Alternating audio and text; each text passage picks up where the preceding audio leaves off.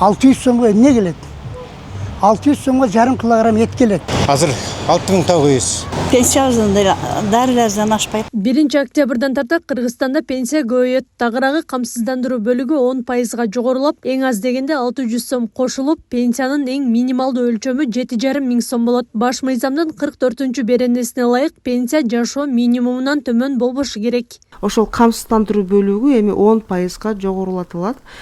Бирок 600 сомдон кем эмес. Мисалы кээ бирлердики камсыздандыруу бөлүгү мисалы 1000 сом болуп калышы мүмкүн. 1000 сомду 10%га көбөйткөндө бул 150 сом.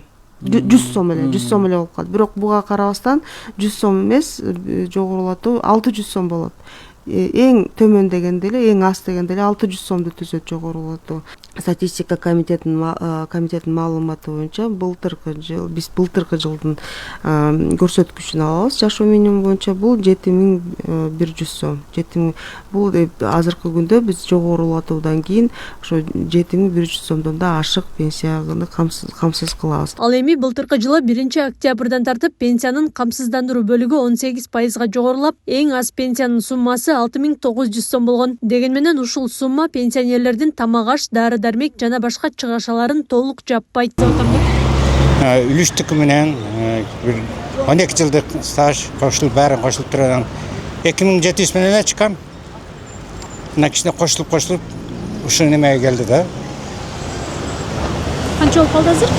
Азыр 6900 кошулуп. Азыр ундун баасын көрүп атасың, сразу 2,5 миң. Май менен эле 3 миң кетет. Картошка кымбат. Бар жак кымбатчылык болуп атат. Эми нарак-барактан иштеп кичине жетимиштебиз эми. Бирөөлөрдүн ишин кыла коебуз. Кошулса жакшы да, продукты кыйматтап кеткен, баардык кыйматтап көтөрүлүп атат.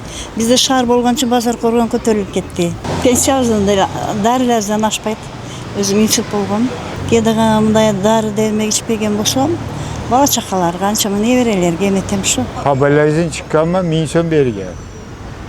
Keyin koşulup 500 сом koşuldu.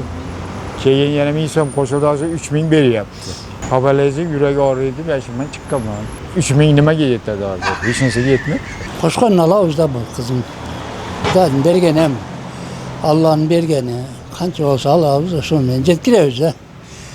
Жетпегенин кошобуз, жеткенин алабыз. Алланын буйруганы болот да. Кыргызстанда 50 миң сомдон жогору пенсия алган 800дөн ашуун адам бар. Алар убагында кен казуучу, мунай компанияларда жана банкта иштегендер экени маалымдалган. Мындай көп суммада пенсия алгандарга 5 миң сомго чейин кошулаары күтүлүп жатат. Бирок өлкөдөгү базар баасына, жашоо минимумуна жараша пенсияны адилеттүү бөлүштүрүү талабы коомчулукта айтылып келет. Пенсион фондто иштегендер баягы көтөрөбүз, тиги дегенде өкмөткө расчетта алып барып туруп сунушташ керек да. Мынанча адам мынанча миңден ашык алат, мынанча адам орто пенсия алат, мынанча адам төмөн пенсия алат. Биз мулардыкын көтөрөлдү, жогулардыкын азырактан кылып, төмөнкүлөрдүн көбүрөөктөн кылсак, ошондо акырын барып туруп элдин жашоосу өзгөрүлөт. Муктаждык болбойт. Жашоо жакшыраак болот. Пенсия боюнча иштеген өкүлдөргө, миңхинге, өкмөткө мен айтар элем. Ошол нерселердин расчетун комиссияны түзүп, конкретно отургузуп, эсептеп көргүлөчү. Ким кандай жашап атат? Элдин жашоосу керек да. Анан көп алгандар көп алып, аз алгандар аз алып, анан кийин аз алгандардын баары акчасы жетпей, оорукчан болуп, же тамакка жетпей, же дарыга жетпей, же кийимге жетпей, ошолорго кыйынчылык болуп атат. Муну азырактан болсо теңдештирип барыш керек, көтөрүп. Төмөнкүлөрдү жогорулатыш керек. Өлкө боюнча жалпы пенсионерлердин саны 770 миңден ашат. Аялдар 58, эркектер 63 жаштан пенсияга чыгышат. Пенсия деген бул базалык бөлүктөн, камсыздандыруу бөлүктөрдөн жана топтомо бөлүктөн турат. Пенсиянын базалык бөлүгү бул мамлекет тарабынан кепилдик болуп саналат. Ал дегенин баарына бирдей 3170 сом өлчөмүндө берилет.